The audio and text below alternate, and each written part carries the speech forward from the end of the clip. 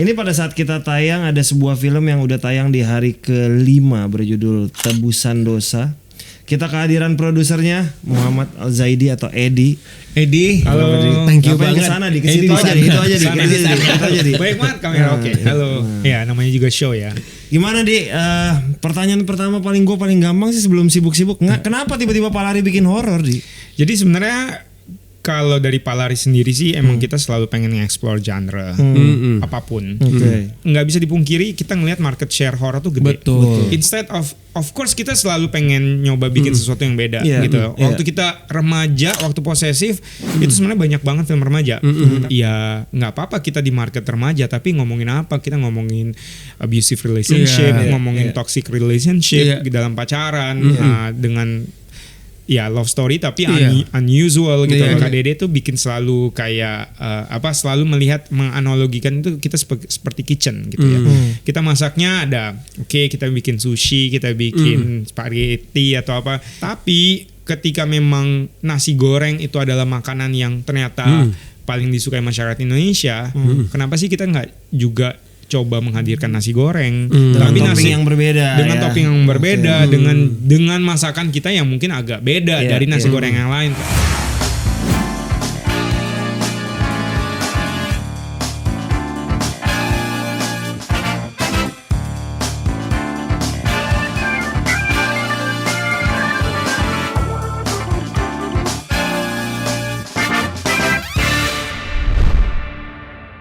Halo teman-teman, balik lagi di program Di Belakang Layar. Hari ini kita di episode ke 180. Ini angka keramat loh, Dip. Ada angka 8 ya, angka favorit lo ya. Ini pada saat kita tayang ada sebuah film yang udah tayang di hari ke-5 berjudul Tebusan Dosa.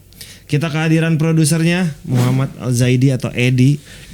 Halo. Thank you banget. Kesana di kesitu aja, itu aja di. Baik banget kamera. Oke. Halo. Ya, namanya juga show ya. Gimana Di? Pertanyaan pertama paling gampang sih sebelum sibuk-sibuk. Kenapa tiba-tiba Palari bikin horor Di? Kenapa ya? Karena sebelumnya kan belum pernah ya. Belum pernah. Palari itu di Tebusan Dosa. Nah, tipis-tipis lah, thriller, ada misteri horor kan. Tentunya pasti ada alasannya kenapa Palari bikin film misteri horor ini, ya gitu. Jadi sebenarnya kalau dari Palari sendiri sih emang kita selalu pengen nge-explore genre apapun. Ya orang kan biasanya mungkin kenal kita drama, tapi kalau kita lihat kan film pertama tuh Palari ya. Film remaja, drama, tapi ada posesif, ada suspense-nya. And then drama lagi tapi kita bikin tentang kulineri, persahabatan, umur 30-an something, conversation movie. And then kita bikin film ketiga itu Ali dan Ratu-Ratu Queens, family drama. Iya, betul. And then kita bikin lagi Seperti Dendam. Harus bayar tuntas. Ya, film drama yang campur-campur. Sebenarnya di situ udah mulai kayak explore genre dikit, ada actionnya dikit. Ada ada love story-nya juga, tapi ya emang bungkusnya unik gitu, jadi macam-macam. Itu eksplorasi aja. And then kita bikin Dear David, again film remaja coming of age. Orang mungkin ngelihatnya gue tuh banyak yang kayak di orang-orang terdekat ya, bilangnya tuh lu tuh emang kayaknya sukanya atau strength-nya itu di film-film remaja bahkan. Terus kayak ya mungkin tanpa gue sadarin, oh iya juga ya, posesif, Ali, Dear David, bahkan sebenarnya Seperti Dendam itu coming of age juga menurut gue, si Ajo Kawir. And then terakhir kan kita ada sebenarnya juga ada bikin film antologi 10 film pendek. Sama Piknik Pesona. And then terakhir kita bikin Kabut Berduri buat Netflix sama Putri Marino.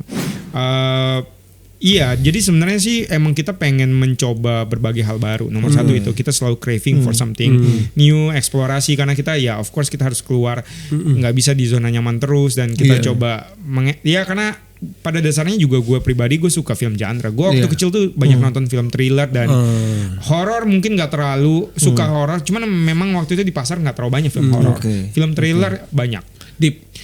Di Palari itu kan foundernya ada 3 orang kan. Yes. Nah, terus yang menginisiasikan Tebusan Dosa itu untuk dibuat itu siapa? Dari kalian atau dari lu? Gue. Oh, bukan dari Angginun bukan berarti. Dari awalnya dari gue. Bukan dari Dede, bukan dari itu, dari lu ya. Dari awalnya lah kepikiran idenya. Sebenarnya tuh organik banget sih. Sebenarnya gini, kalau boleh jujur emang kita ngelihat, nggak bisa dipungkiri kita ngelihat market share horor tuh gede. Betul. Maksudnya gini loh, instead of course kita selalu pengen nyoba bikin sesuatu yang beda gitu. Waktu kita remaja, waktu posesif itu sebenarnya banyak banget film remaja. Tapi gue melihat potensi marketnya, tapi sama teman-teman di Palari. Tapi satu sisi kita pengen ngomong sesuatu, kayak kita pengen membuat atau membawa sesuatu yang agak berbeda dari yang lainnya. Ya nggak apa-apa kita di market remaja, tapi ngomongin apa? Kita ngomongin abusive relationship, ngomongin toxic relationship dalam pacaran, dengan love story tapi unusual gitu, lebih gelap gitu. Nah, di sini gue juga ya tentunya merespon, melihat bahwa market share-nya gede gitu. Nah, ketika jadi si KDD tuh bikin selalu kayak selalu melihat, menganalogikan itu kita seperti kitchen gitu ya. Kita masaknya ada, kita bikin sushi, kita bikin spaghetti atau apa. Ya taruhlah memang kita ini restoran yang punya ciri khasnya kita Palari ini. Tapi ketika memang nasi goreng itu adalah makanan yang ternyata paling disukai masyarakat Indonesia, kenapa sih kita nggak juga coba menghadirkan nasi goreng tapi nasi yang berbeda, dengan topping yang berbeda, dengan masakan kita yang mungkin agak beda dari nasi goreng yang lain. Karena kalau gue mau bikin nasi goreng Jawa sama persis, ya buat apa, udah banyak yang buat gitu. Gue mungkin nasi goreng merah Makassar ya. Sesuai dengan mungkin anak kelahiran. Ini analogi aja. Jadi betul. Nah, itu kita pengen juga, kita pengen melihat, apalagi maksudnya ini sesuatu yang mesti disustain. Iya betul. Jadi gini, pasti orang ngelihat horror fatigue tuh ada. Tapi ketika udah fatigue, artinya apa? Lo melihat, jangan sampai penontonnya hilang. Tapi bagaimana kita sebagai pembuat film harus menyajikan sesuatu yang selalu yang fresh, yang baru. Jadi emang ada orang bahkan bilang Kabut Berduri itu ada mistisnya, ada horornya. Ya gue mungkin nggak terlalu ngeliat itu seperti horor, cuman pembacaannya ada seperti itu. Nah itu yang makanya Tebusan Dosa muncul. Nah di situ sebenarnya ceritanya Anggi nih ngajakin nongkrong gitu di coffee shop sama gue, sama Edwin, sama Anggi. Terus Anggi nanya kayak, kita ngapain yuk? Karena sebenarnya Anggi itu kan tahun lalu 2023 tahun lalu, sekitar bulan Juli gitu. Nah nongkrong ngopi, dan si Anggi tuh nanya, dia sempat nanyain sebenarnya dia punya IP, bukan IP sih, sebuah project yang dikerjakan sama Miske dan Edwin. Miske itu Dede ya, teman-teman ya. Gue manggil KDD gitu. Nah itu mereka ngerjain bareng tahun 2015 sebuah film pendek. Terus tapi art house. Terus dia kepikiran, kita bikin ini jadi series yuk atau apa. Terus gue bilang kayak, gue belum kepikiran. Gimana kalau gue ajak lo sesuatu yang beda gitu loh. Karena gue tuh melihat Anggi tuh kuat banget secara visual, punya cara bertutur yang unik, cuman dan dia punya ketertarikan juga setelah berbagai filmnya itu adalah film-film yang lebih artistik. Dia juga gue rasa feeling aja waktu itu kayak mungkin bisa kalau kita tiba-tiba gue tercetus ide ngajakin dia bikin film horor. Tapi berarti lu yang ngajak dia ya sebenarnya? Saling mengajak. Dia ngajakin kerja bareng, gue ngajakin yuk, tapi kita bikin film horor. Tapi ide untuk membuat film horor, maksudnya yang Tebusan Dosa itu baru di 2023 ya? Yes. Berarti belum tahu lama tuh belum idenya. Dan kayak, tanpa gue mengetahui bahwa Anggi sudah membuat 2 tweet yang viral. Horor. Tapi waktu itu dia bilang, waktu itu gue nggak tahu, baru dikasih tahu anak kantor.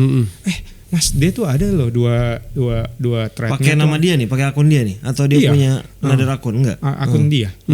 Terus dan akhirnya tapi ngobrol ternyata itu udah ada pemiliknya lah. Dan gue juga bilang kayak setelah ngobrol sama dia juga nggak mau.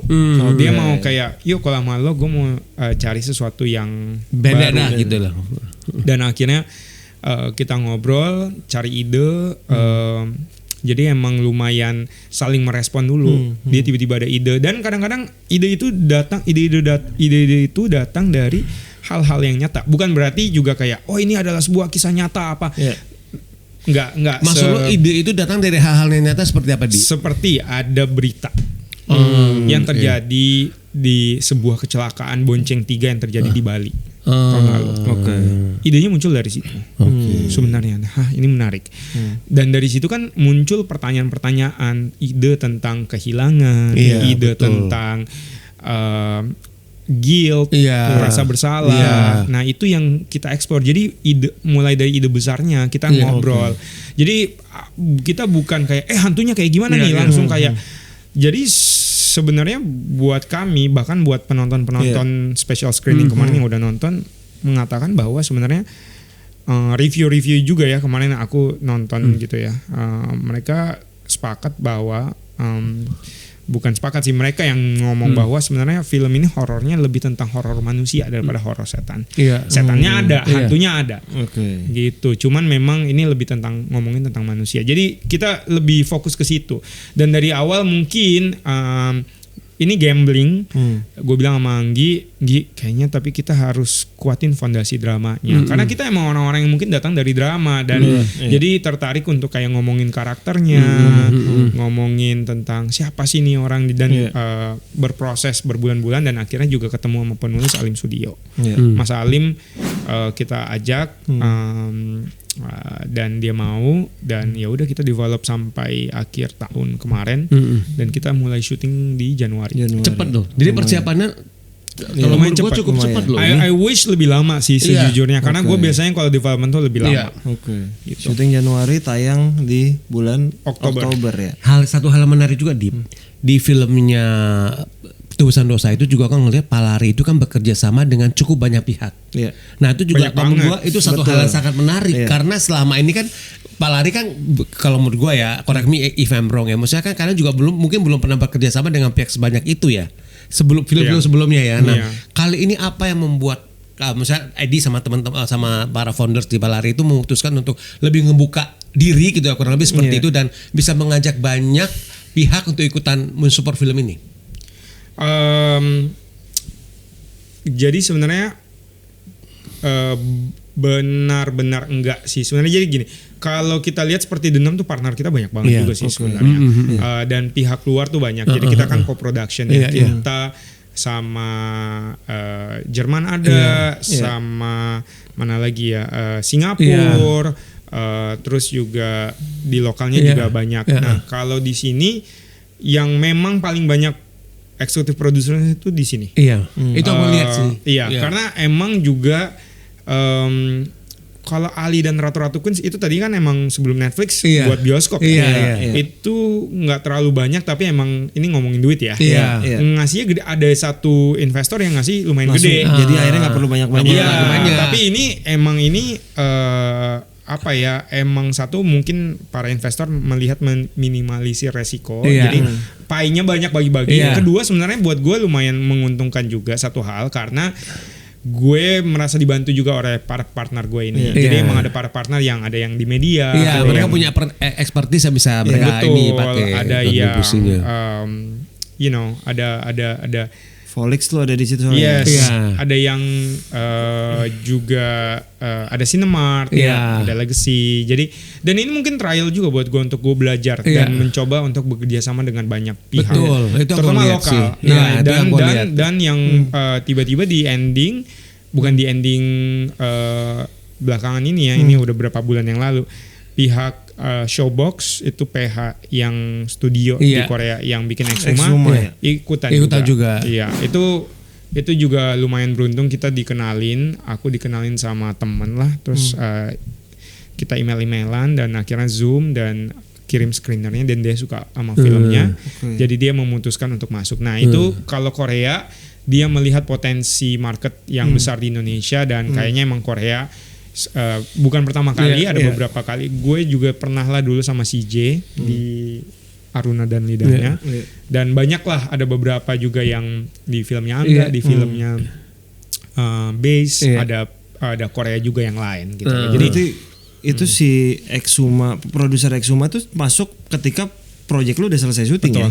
Betul. Jadi yang paling terakhir sebenarnya. Oke. Kalau kayak gitu dia masuknya part as a investor berarti ya, bukan as a production means dalam hal kreatif or kalau kreatif hampir kita lebih ngomongin strategi sih. Cuman dia banyak nanya, dia melihat mungkin juga emang I wish mungkin dari awal, tapi ya untungnya dia suka filmnya dan dia dia pengen juga masuk ke industri mungkin mencoba di market di Indonesia seperti apa dan ya udah itu terjadi organik aja sih. Kayak gitu tuh sampai dia akan bantu support distribusi ke Korea juga gitu sih? Nah, beda halnya kalau mungkin Korea tuh jadi gini, kalau Korea tuh lagi agak tricky karena emang Korea itu industri filmnya mereka nggak sebagus kita saat ini.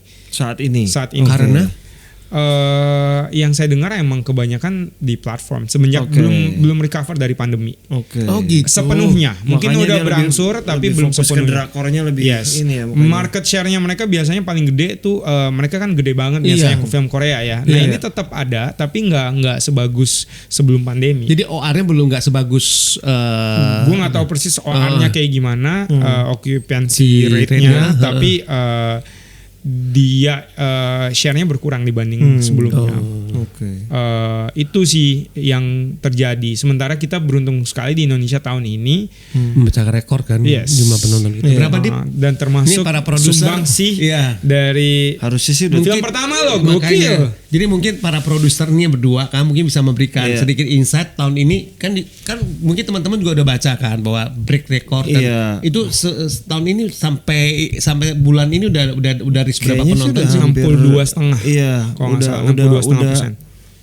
62 juta maksudnya. Oh no, market share 62,5%. Harusnya sih mendekati 70 juta. Jadi sih dan pasti. hal ini belum pernah terjadi kan? Belum pernah terjadi. Jadi kan mematahkan rekor tahun 2022 kalau nggak salah.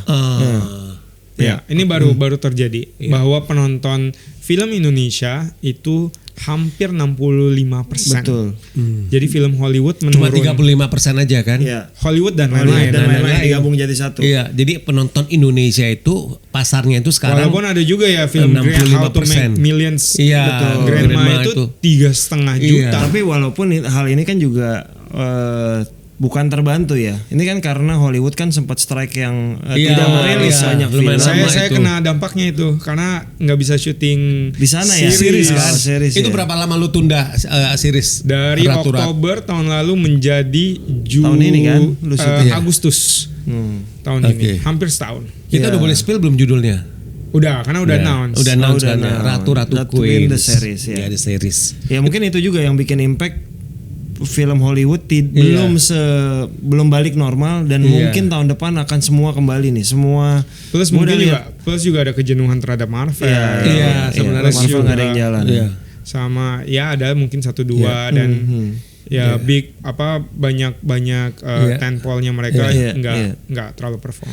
Di menurut gue ya masing-masing PH ya kan mereka tuh punya warna lah, punya warna, punya signature, punya karakter lah atas semua film-film yang mereka produksi kan, maupun di Imaginary maupun di Palarina. Kalau dari film pertama dari Possessive sampai Tebusan Dosa, mungkin ini teman-teman yang juga pengen tahu juga apa sih yang misalnya benang merah dari semua film Palari itu apa sih dengan berbagai macam genre yang udah pernah kamu bikin tapi apa benang merahnya? Benang merahnya apa ya? Jadi kalau dari kita sendiri tuh pengen nggak pernah juga merasa pengen sok beda gitu ya. Cuman itu terjadi organik aja apa yang kita suka gitu. Cuman pasti kita punya penilaian sendiri terhadap film apa yang kita mau buat. Assessmentnya apa gitu dan pasti sesuatu yang ada uniqueness-nya. Tapi tetap visible, bisa dikerjakan dan ada originality gitu, ada authenticity juga. Kurang lebih itu sih. Jadi emang kita nggak ada yang bilang berani, ada yang bilang variatif, beragam. Jadi itu sih. Jadi authenticity sih kalau itu yang tadi lu bilang. Bisa kita semoga semoga tetap membawa authenticity-nya karena karena kita juga tetap menjalankan film yang lebih kecil. Tapi kalau buat gue sih gimana sih film kecil itu, film-film maksudnya yang marketnya kecil gitu ya, kayak film-film independen atau art house lah ya, itu tuh pengen lebih gede, betul. Lebih gede, jadi artinya bertemu dengan penonton yang lebih besar. Sementara di kolam besar, gimana caranya ketarik ke sebuah new flavor. Itu yang gue mau coba. Kalau maksudnya kalau dari penglihatan gue, mengkomersialkan film art house itu cukup challenging. Tapi menurut gue bukan berarti nggak bisa. Itu kan nggak bisa waktu ya pengalaman gue bikin Jatuh Cinta seperti di film-film itu sebenarnya awalnya masuknya kategorinya cukup berat ketika bikin Hitam Putih, tapi akhirnya bertemu dengan penontonnya. Kayak tadi sebelum kita taping, ID cuma cerita film posesif yang film pertamanya mereka dengan jumlah layarnya cuma segitu yang gak banyak, karena mereka bisa dapat end-up-nya di 400.000 penonton. Kurang lebih hampir segitu. Gitu. Iya, layar sedikit tapi bertahan hampir 2 bulan. 2 bulan gitu. Tanpa mengetahui strategi distribusi atau uang marketing juga dulu dikit. Sampai akhirnya tayang di OTT waktu itu belum ada Netflix ya. iFlix 6 bulan nomor 1 katanya.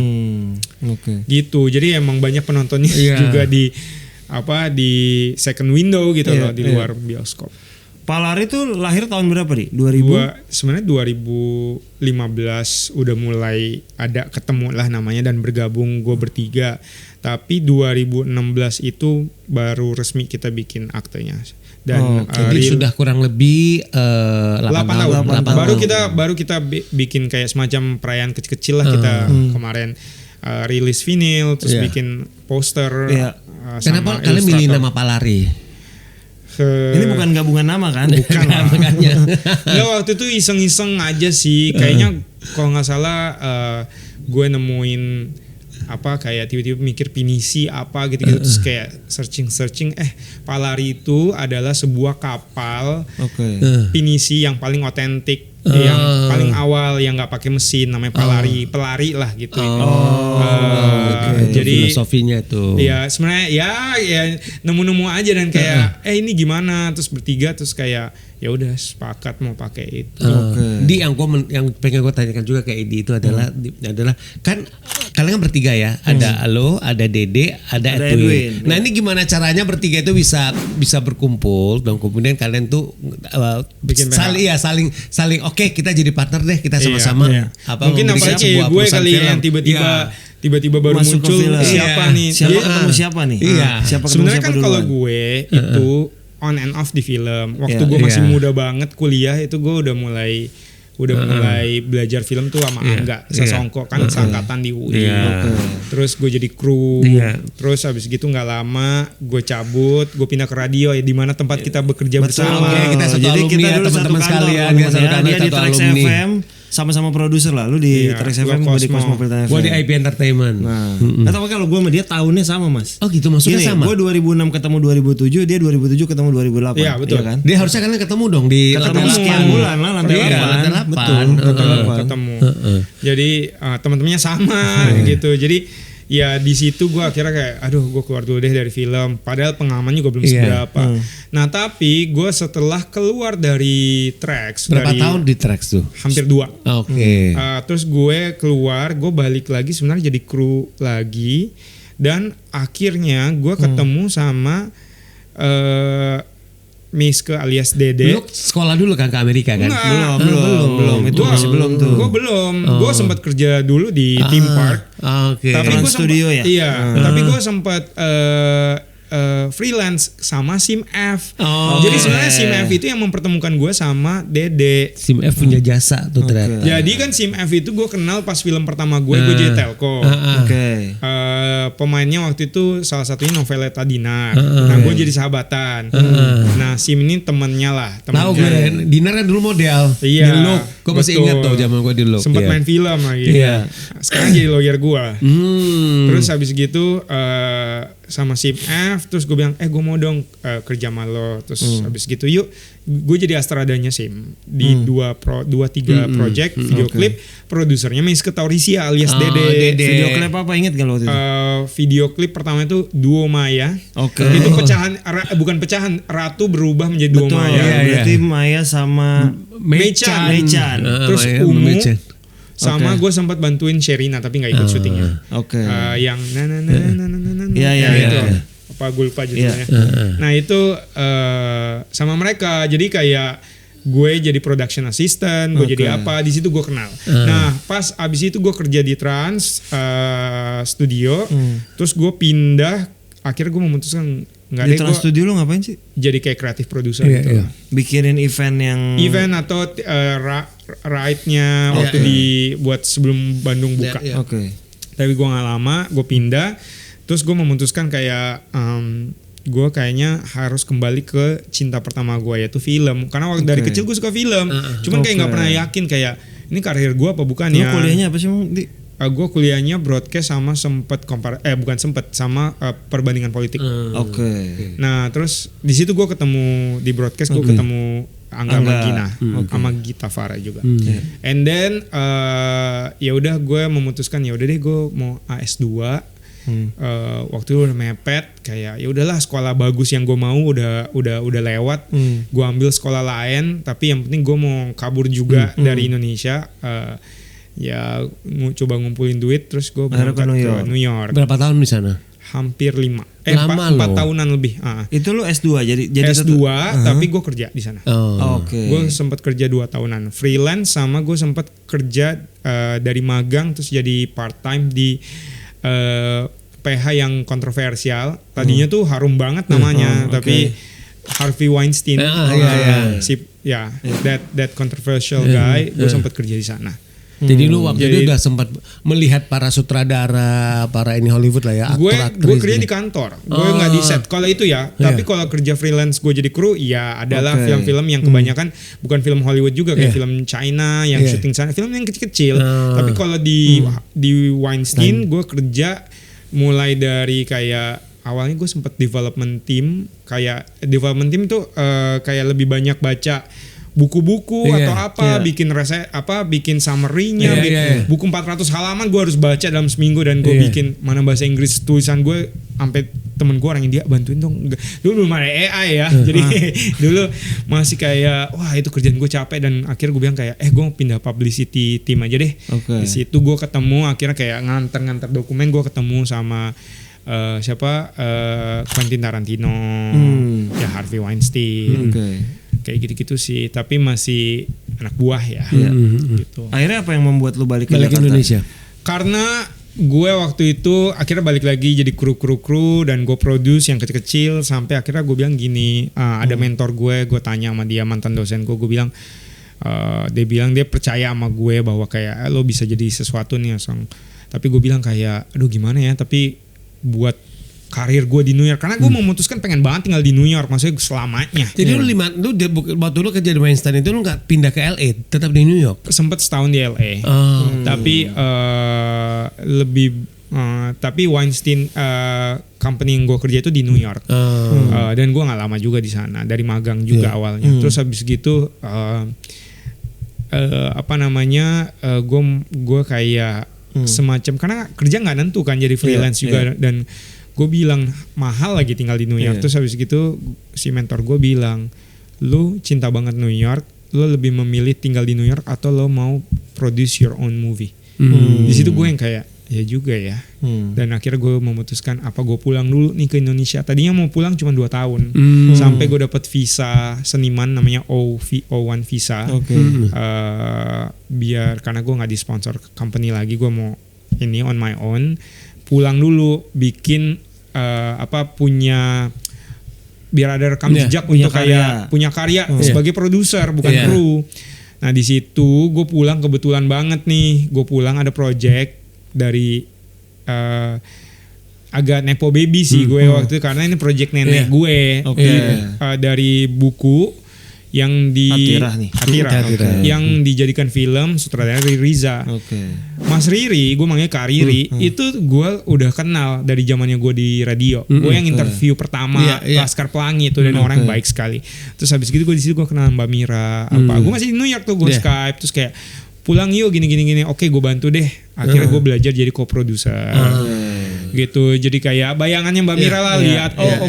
Nah, tapi gue kan biasa di lapangan, jadi gue juga gue kerja di lapangan, kebetulan syutingnya di Makassar pula, sama di kabupaten-kabupaten di Sulawesi Selatan, jadi itu pengalaman pertama gue jadi co-producer. Dan di saat yang sama gue reuni nih ceritanya ketemu, gue manggil waktu itu, Mbak Dede yuk ketemu yuk gini, karena waktu gue masih di Amerika, mereka tahun 2012 Edwin sama Mbak Dede, dulu gue main Mbak Dede, mereka itu ke New York setelah Postcard from the Zoo di Berlin. Mereka kompetisi di Tribeca.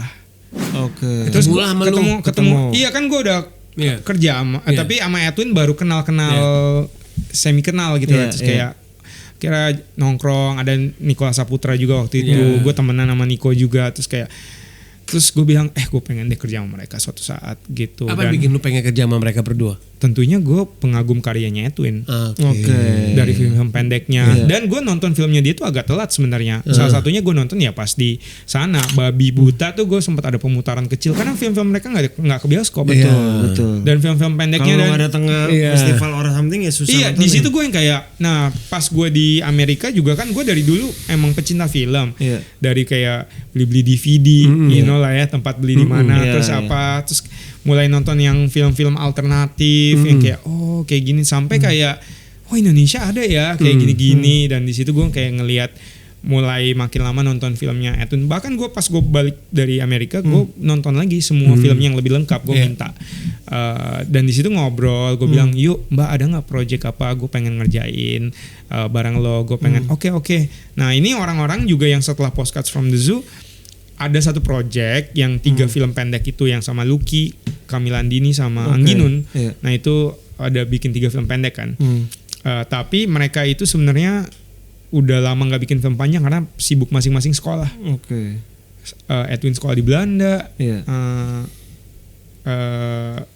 Dede waktu itu ambil S2 lagi di sini, plus sempat riset ke Jepang sama Thailand. Jadi kayak, nah itu lagi tengah-tengah sekolahnya dia, dan akhirnya kita ngobrol bilang, Mbak gue mau gimana nih, yuk ada project apa gue mau ngerjain. Gue ada Atira, tapi gue mau juga. Itu belum rilis soalnya Atira ya, produksi udah selesai ya? Itu gue lagi tengah-tengah itulah semua tahun 2015. Terus gue bilang kayak gue udah pulang nih, gue pengen. Waktu itu gue bahkan masih mikir gue 2 tahun gue mengejar banyak project biar gue balik lagi ke Amerika, ke New York. Yang ada malah kayak Edwin, yuk ikut aja kita bikin PH aja atau apa. Gitu ya. Terus akhirnya udah organik gitu aja sih. Dan akhirnya kita cocok dan bikin PH sampai sekarang. Dan akhirnya lu balik ke New York untuk bikin Ali dan Ratu-Ratu Queen kan gitu. Sama liburan. Semoga ada project-project lain sih di sana. Tapi visa seniman lu masih ada enggak akhirnya? Lu urus enggak? Tapi setiap gue berangkat ke sana bikin karena kan visa kerja. Oke. Jadi belum ngurus O1-nya gitu. Iya. Lo kalau di lu bertiga ya, ya kayak gue di Imaginary, gue sama Ernest kan ada pembagian kerja. 70% pegang apa, 30% pegang apa. Ernest mostly kreatif, gue mostly commercial and marketing lah. Kalau di lu bertiga ada pembagian gitu apa by project? Di kantor ada pembagian, di project ada pembagian, tapi ada juga siapa yang ngelit projectnya. Jadi kalau di kantor itu Mbak Dede itu lebih fokus di finance. Gini, si CEO-nya tuh ada 2. Gue berdua sebenarnya. Walaupun di akta cuma bisa 1 ya. Cuma 1. Itu gue. Cuman actingnya 2 gitu. Tapi sebenarnya running berdua bareng dan ya selama ini jalan baik-baik aja sih. Tapi finance dia lebih banyak kontrol, lebih jago dengan statistik dan angka-angka. Itu terus, di gua kalau di itu. Gue selalu more than production. Gue tahu dan melihat, tapi gue lebih banyak kalau di kantor ngurusin yang marketing, sales, jualan gitu-gitu. Tapi sama-sama maksudnya masing-masing harus saling tahu. Kayak gue harus tahu finance tentunya. Dan gue juga orangnya excellan gitu loh. Tapi dia lebih kontrol dia. Posisi CFO itu dia yang lebih kontrol. Nah terus mungkin kayak gue CMO-nya lah. Misalnya ini ya perusahaan kecil lah ya. berapa orang sih kita 25 gitu. Kecil 25. 24. Banyak. Oh banyak ya. Banyak itu. Gua juga nggak nyampe 10 loh, maaf nih. Banyak gitu ya. Kenapa ya kita banyak ya? Anyway, terus abis itu Edwin tuh yang development. Tapi kita semua sama-sama maksudnya kita itu sama-sama ikutan development semua. Production juga kita. Maksudnya kita kan bekas kru semua juga. Maksudnya mereka juga dulu Astrada, kostum bahkan Dede apa segala macem. Jadi kayak kita ngerti produksi juga. Jadi kita run production masing-masing. Tapi by project. Jadi kayak project siapa yang nge-lead. Misalnya Posesif gue, Aruna dan Lidahnya Mbak Dede. Tebusan Dosa lu gitu gue, kan. Ali dan Ratu-Ratu Queens gue. Kayak gitu-gitu sih. Pernah gak sih tapi diantara bertiga, misalnya Edwin gue pengen banget nih ngerjain ini, tapi lu berdua kayaknya enggak deh. Mungkin terjadi gak? Atau pernah terjadi gak? Atau kebalik deh, kalian berdua pengen tapi Edwin enggak? Jarang banget sih. Karena idenya tuh saling meresponnya enak sih. Jadi kayak pasti kita bukan menolak tapi malah menyempurnakan misalnya ya. Lebih selama ini lebih seperti itu kan. Kayak ide lu untuk bikin film misteri horor gitu. Sama Dede sama Edwin. Disupport untuk kita gimana kalau gini gitu ya. Ini lagi gitu. Paling kayak ya pasti ada sih mungkin kayak buku misalnya.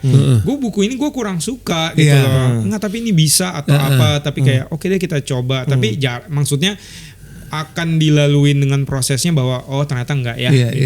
Pasti ada kayak gitu development kita. Gitu. Di film-film Palari termasuk Tebusan Dosa ada pemain namanya Putri Marino yang sudah 3 film nih sama kalian ya. Bener dong 3 film. Jadi semacam jadi muse-nya Palari gitu. Iya, kebetulan Putri Marino pertama kali film juga sama Palari kan. Iya, kebetulannya seperti itu. Kenapa lu sampai Tebusan Dosa pun tetap ada Putri Marino? Karena lu udah merasa kayaknya gue klik deh sama Putri atau gimana? Banyak sih faktornya. Pertama sebenarnya kan ya kita harus akuin she's a great actress. She's a great actor. Yes, dia juga sangat charming gitu dan emang ya di luar bahwa kita sama-sama tumbuh bareng dan film pertamanya bersama Palari, tapi ya sebenarnya tuh karakter akan mencari pemainnya sendiri sih. Nah di Kabut Berduri itu sebenarnya kita ada 2 tough choices waktu itu. Sebelum ke Putri Marino ya? Sama Putri. Maksudnya including Putri. Satunya lagi tuh ada satu. Kayaknya di itu loh deh.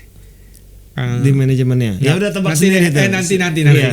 Nanti itu lagi bahas. Wah ini dua-dua gimana ya? Terus tapi makin lama pasti karakternya akan ketemu sih kenapa dia lebih cocok bersama Putri Marino. Karena nggak bisa dipaksain ya. Iya, waktu itu tough choice bahwa kayak dua-duanya dan gue juga dua-duanya suka. Walaupun gue kayak Putri dong gini-gini, tapi kayak wah ini juga bagus ya si A ini ya gitu loh. Terus habis gitu gimana ya sampai akhirnya kayak oh iya nih emang akhirnya ada faktor-faktor lain. Dan pas ini sebenarnya bukan Putri Marino awalnya si Tebusan Dosa. Bahkan bukan tadinya tuh laki-laki. Karakternya dia tuh laki-laki dan aktor kita udah ketemu waktu itu juga kayak kayaknya udah established actor lah ya. Banget. Tapi waktu itu kayak karakternya tapi emang along the way kita ngelihat kok karakternya ada. Tapi emang maksudnya baru ngobrol lah, belum ada apa-apa. Terus kayak kok karakternya ada pertanyaan-pertanyaan yang muncul dan kayak susah dijawab. Nah, sampai akhir kita menemukan kayak mungkin karakternya bukan cowok kali ya. Terus habis gitu gue nonton Kabut Berduri editing. Terus habis gitu gue bilang sama Anggi, gimana kalau cewek aja dan yang main Putri? Terus Anggi kayak ide menarik, terus langsung udah deh approach lah gitu. Kalau Happy memang dari awal udah gua sama Anggi udah sepakat dan kita berdua deket sama Happy juga. She's amazing. I love Happy. Ini tahun pertama kayaknya Anggi ada 2 rilis film ya berarti. Loh. Setelah Gaspar itu produktif dia. Produktif Anggi tahun ini. Semoga tahun depan Palari juga ikut produktif. Amin. Berapa tahun depan? Tahun depan ada berapa slate? Kira-kira. Yang tayang dan berapa produksi? Tayang udah pasti 1. Tayang 2, 1 serial, 1 bioskop, film, and then semoga pengennya ada film lagi deh gue gitu. Produksi 1. Produksi belum tahu. Produksi mungkin 2 kali ya. 2 produksi. Tahun depan. Menurut lu gimana sih Di kalau untuk Palari tuh dan buat lu sendiri ya, 2 produksi 2 tayang tuh masih kondusif gak sih? Ternyata bisa-bisa aja sih, cuman capek aja ya. Karena kan kadang-kadang gue kayak mau saling support berdua, cuman emang masih saling support, of course dia bantu distribusi itu, gue masih dibantu banget sama Dede cuman kan ya satu sambil mau syuting gitu, jadi emang kadang-kadang kekurangannya kayak gitu nggak bisa dua-duanya berjalan bareng, dan masih split ya. Dan masalahnya nih ternyata gue berdua tuh micromanage, jadi kayak hands on banget, senang ngurusin yang kecil-kecil ya, dari atas sampai kecil. Jadi emang tapi perlahan-lahan kita nggak terlalu micromanage sih. Mencoba kayak biar bisa lebih banyak lah gitu. Iya betul. Ada beberapa yang mungkin beberapa orang bilang Palari itu dikenal dengan PH yang suka produksi film art house. Ada nih yang nyebut. Lu sepakat nggak? Baru satu sih. Tapi karena gini, karena mungkin unik lah jadinya yang gitu. Yang menarik juga gini Dip. Kalau gue perhatikan ya, dari semua film yang Palari produksi, itu kan pasti kalian kirim ke festival kan? Iya mostly lah kirim ke festival. Nggak semua tapi ada semua. Iya, tapi maksud gua di FFI film yang Palari produksi itu di FFI itu hampir kalau ini dapat piala loh. Coba lu pikirin mulai dari Posesif, mulai dari Aruna dan Lidahnya Niko menang. Ada satu yang enggak. Iya kan? Ali dan Rodar Dukun dapat. Seperti Dendam ada. Enggak ada satu yang satu lagi apa coba? Dear David enggak masuk nominasi. Oh iya.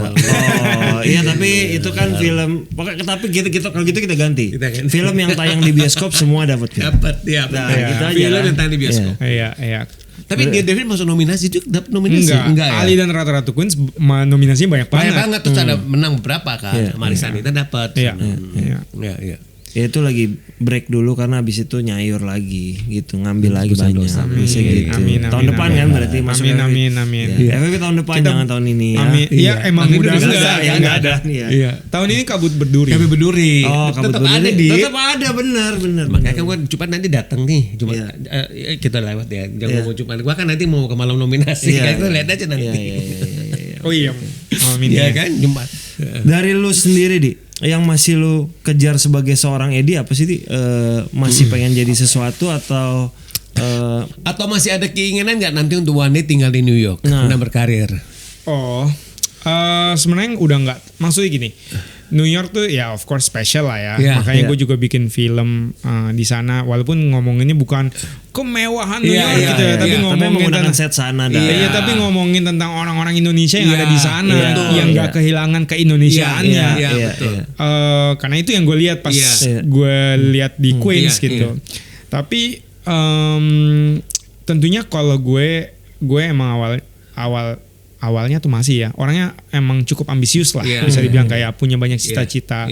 Cuman makin lama makin dewasa kayaknya udah mau berusaha konten aja gitu, pengen kayak ya alhamdulillah udah, maksudnya bukan merasa banyak cepet puas atau cepet cukup, merasa cukup ya, cuman udah nggak semenggebu-gebu dulu sih. Cuman tapi cita-cita tentunya masih banyak.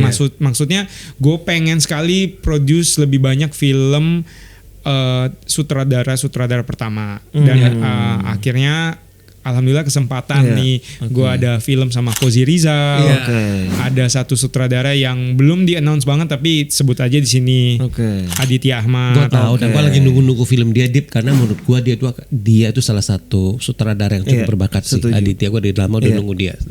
Ya, jadi lama udah nunggu dia bikin film panjang. Ada beberapa sutradara pertama lagi juga yang kayak kita mau coba, itu salah satu yang gue pengen. Dan itu mungkin kayak kategorinya emang bukan fokus untuk nyayur di berlomba-lomba dapat layar sebanyak-banyak, karena emang beda. Iya, itu emang sesuatu yang beda lagi, yang kami sukai juga gitu. Jadi berarti kalau menurut gue sih Edi itu udah ketemu tempatnya sebenarnya. Udah dia ketemu rumahnya.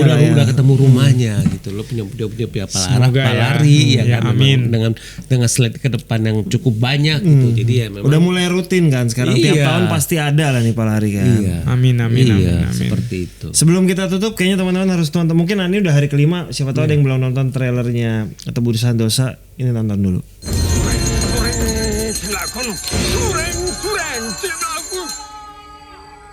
Maaf Mbak, pencarian harus kita hentikan.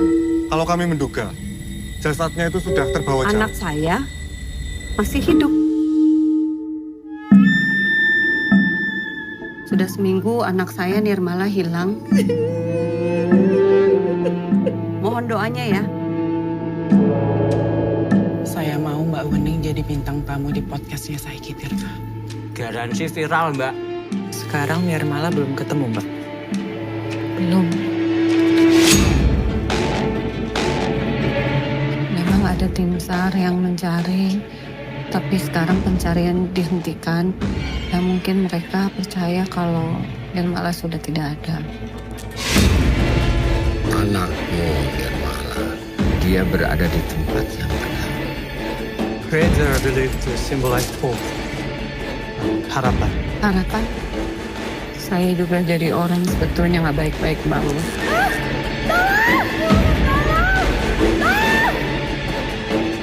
Gimana Mbak Wening yakin kalau Nirmala masih hidup?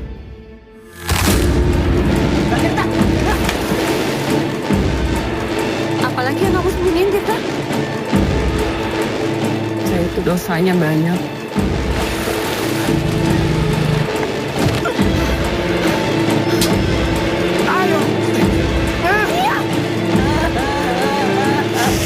Apa yang tersirat di kepalamu kalau aku berbicara tebus dosamu?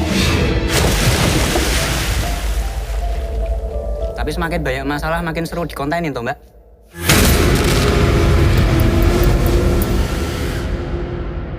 Nah itu dia, mungkin yang belum nonton masih ada kesempatan sebelum film baru tayang, mendingan nonton, jangan ditunda.